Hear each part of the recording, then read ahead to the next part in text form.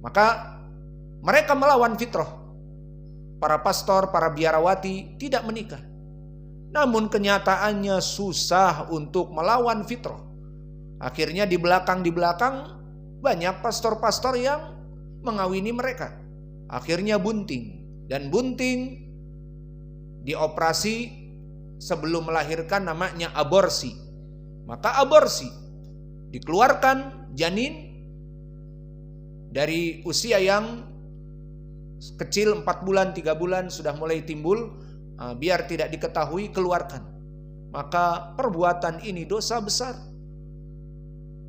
Dan mereka memotong dari fitrah dan tidak mampu, maka ulama mereka, khusus ulama ahbar dan khusus ahlul ibadah ruhban.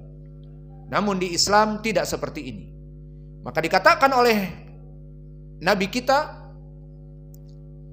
buanglah dari wasan itu, dari lehermu.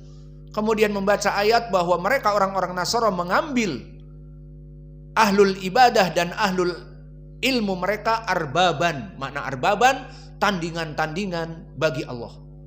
Maka mendengar ayat ini, Adi Ibnu Hatim yang cerdas ingin menjelaskan bahwa mereka itu tidak yang diinginkan sampai disembah. Dan Nabi tidak menginginkan masalah penyembahan. Maka dikatakan, ama innahum lam yakunu ya'budunahum, lakin kanu ida ahallu lahum syai'an istahalluhu wa ida haramuhu alaihim syai'an haramuhu. Maka Adi Ibnu Hatim protes kepada Nabi, ya Rasulullah, mereka tidak bersujud kepada para pendeta-pendeta kami dulu. Kata Nabi, bukan masalah ama annahum lam yakunu ya'budunahum, bukan masalah sujud kepada pendeta, bukan. Tetapi mereka itu para pendeta yang tadi ahlul ilm mereka, jika memberikan fatwa yang menyelisihi syariat, mereka mengikutinya.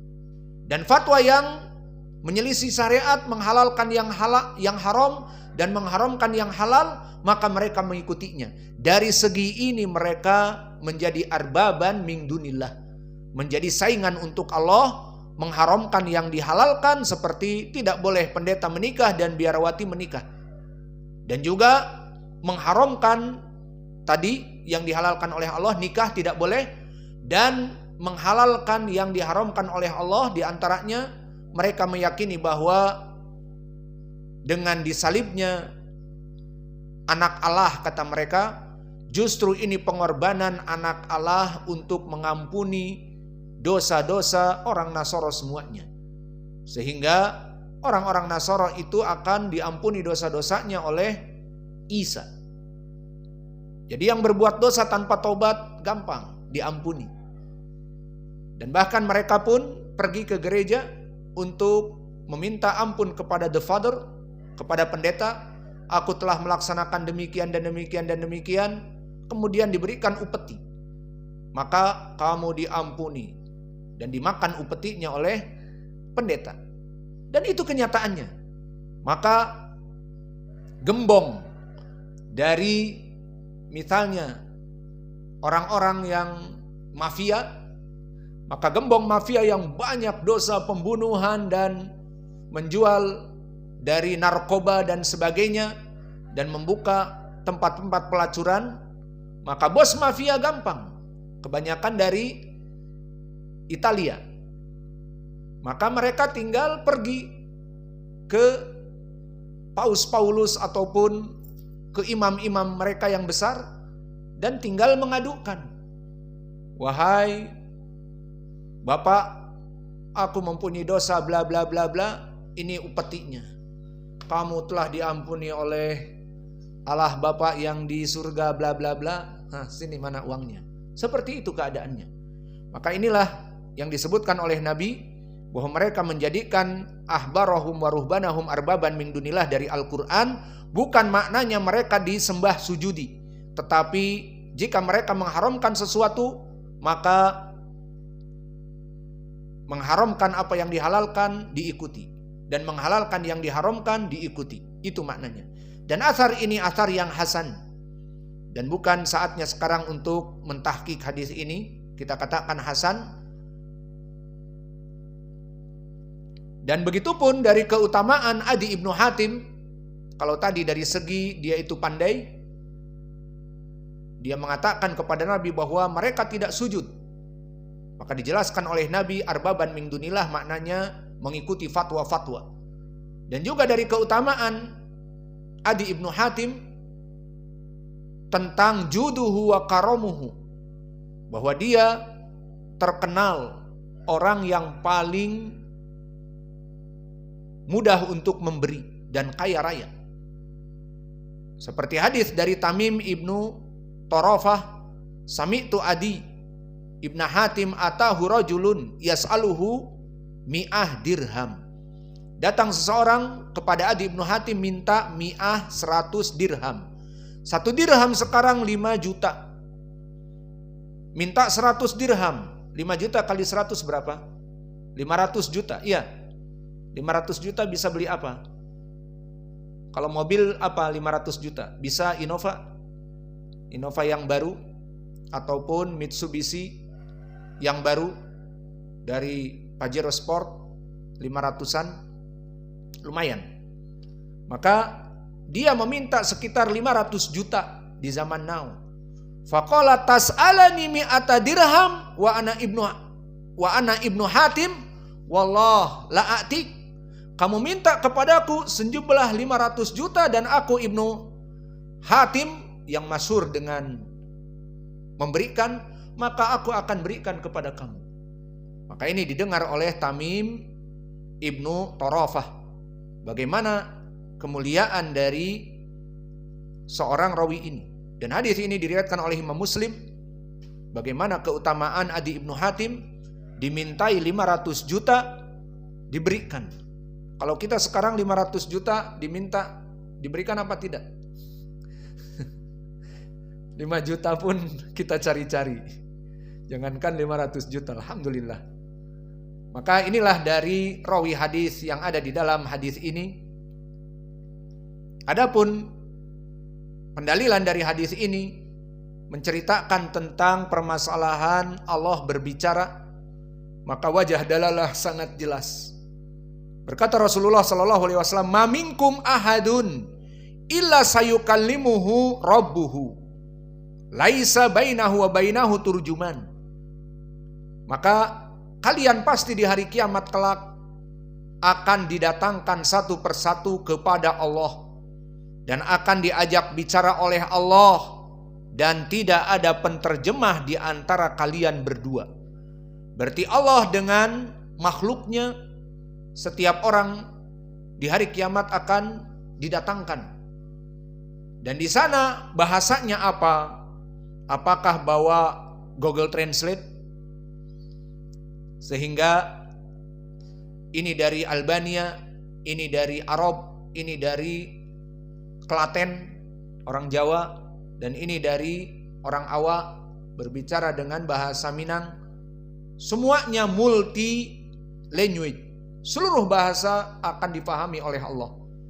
Maka orang yang hitam, orang yang putih, orang yang kuning, orang Korea difahami bahasanya oleh Allah. Dan orang Afrika difahami oleh Allah. Dan orang Arab, apalagi bahasa yang dohir nanti dari ucapan para ulama, apa bahasa yang dipakai? Bahasa Arab atau tidak di hari kiamat? Wallahu a'lam. Yang jelas semua bahasa akan difahami oleh Allah. Karena apa dikatakan oleh Nabi, laisa bainahu wa bainahu turjuman. Tidak ada orang ketiga dari penterjemah.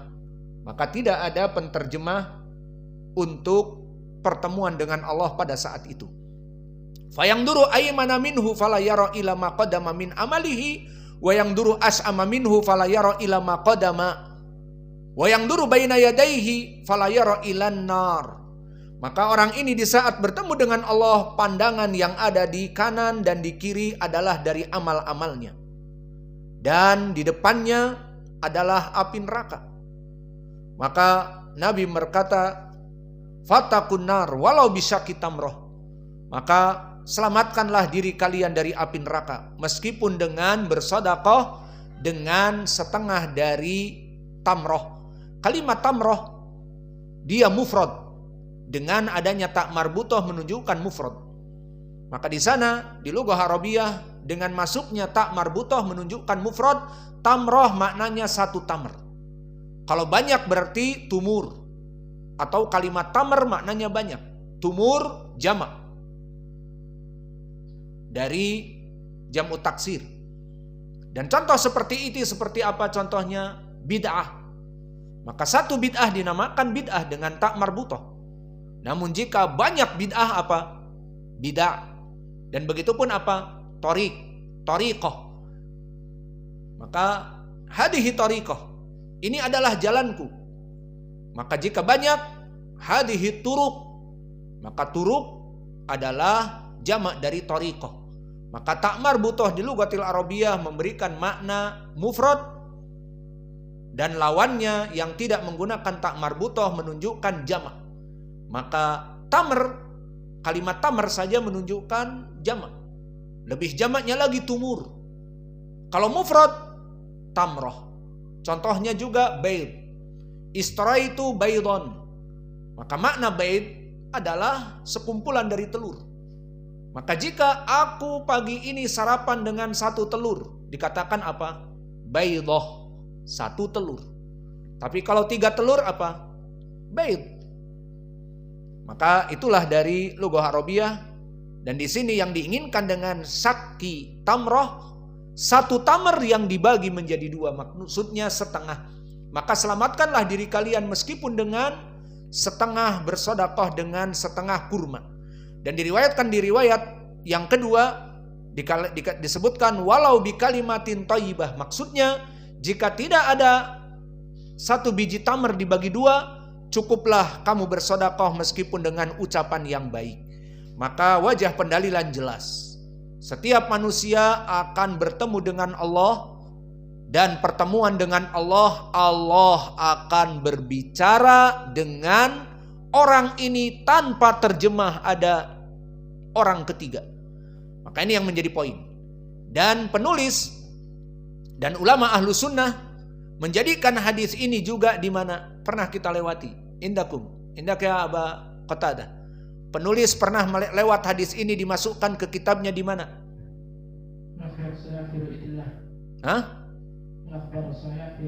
Tamam. Kumpulan hadis-hadis sahih tentang melihat Allah dari segi apa? Wajah pendalilannya ilzam al-liqa wal kalam ma'allah, ilzam ada ar-ru'yah, ya apa tidak? Itulah.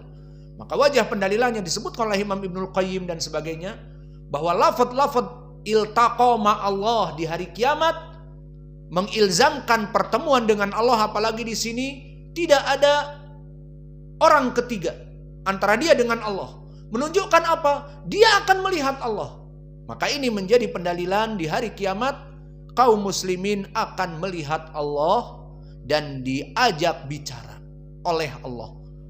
Maka ini juga dari pendalilan di ilmil akidah. Dan di sini juga menjadi wa'id tentang dahsyatnya api neraka. Maka Nabi mengatakan, selamatkan diri kalian meskipun dengan bersedekah dengan setengah kurma. Maka ini yang bisa kita berikan. Kita sudah mendengar adzan duhur. Wa naktafi ila huna wa jazakumullahu khaira wa barakallahu fi ilmikum.